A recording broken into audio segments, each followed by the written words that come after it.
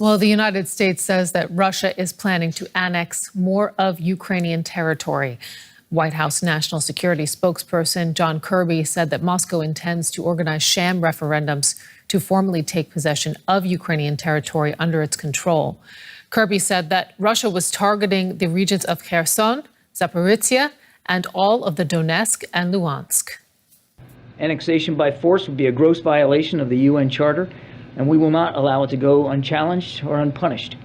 We will continue to provide Ukraine with historic levels of security assistance. Later this week, the administration will announce the next presidential drawdown package of weapons and equipment for Ukraine. It will be the 16th such drawdown to support Ukraine since the president took office.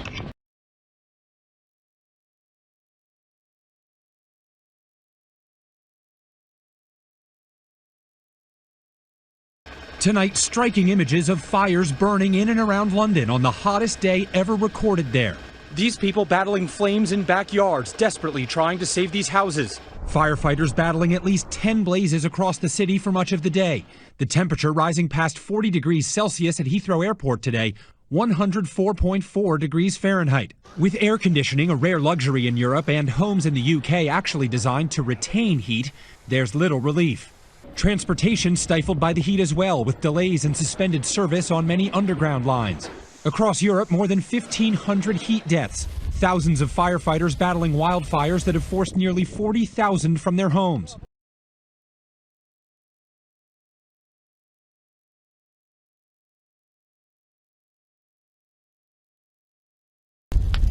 As temperatures soar across Europe, massive wildfires have erupted throughout the continent.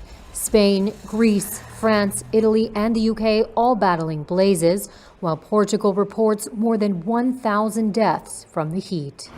Firefighters in southwestern France on Tuesday fought to contain the region's biggest wildfires in over 30 years. Authorities said a man had been detained on suspicion of arson. The fires have spread across 75 square miles in the countryside surrounding Bordeaux over the last week, forcing more than 30,000 people to evacuate.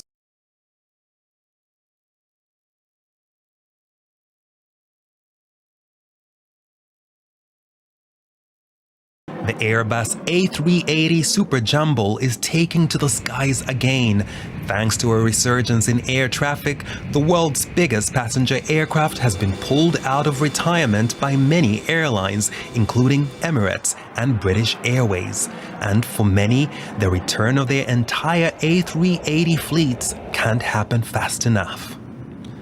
Dubai-based Emirates has by far the world's biggest A380 fleet, followed by Singapore Airlines. In third place comes Lufthansa. Even the Germans are planning to deploy some of their superjumbo planes again.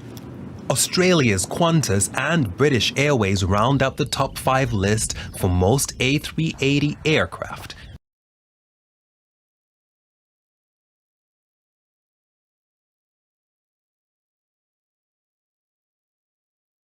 A remarkable victory for Mr. Ranil Wickremesinghe.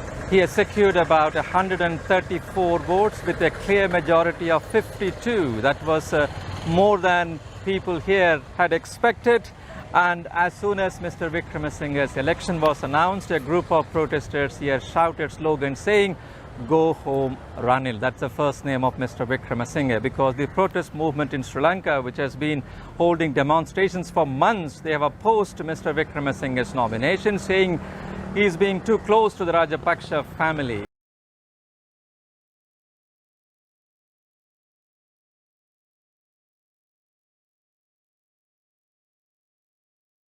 South Korea's newly developed 4.5 generation fighter, the KF-21, roars into the air for its first test flight. It took off at 3:40 p.m. from Sachin Airport, located in the south of the country, and flew for around 30 minutes at 400 kilometers per hour. Tuesday's flight came more than 20 years after the country officially announced that it will develop its own advanced fighter jet, and 6 years after actual development began by Korea Aircraft Industries, or KAI, in 2015.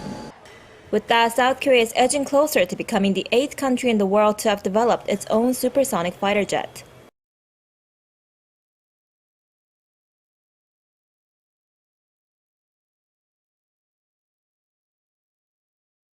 The first look at Israel's new off-sea gas platform. The Karish gas field is being hailed as a revolutionary development for Israel's energy production sector, and plans exist to export its gas to help ease the global energy crisis. But the site has also become a target for cross-border threats from within Israel's northern neighbor, prompting Israel's interim Prime Minister Yair Lupid to issue a stark warning.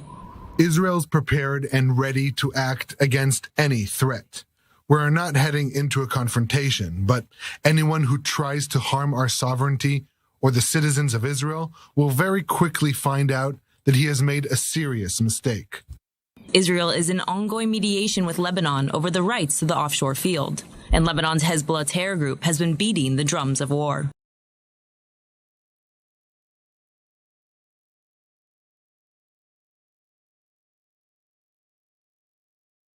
Folks, get your video on that. There's just been an incident. Explosion and a fire. We're going to be leaving now, so we don't get trapped in there. Okay, so the Hoover Dam just exploded. It just happened. That does not look good. That's not good at all. Uh-oh. At the Hoover Dam. And it just exploded. Whoops. Jesus Christ.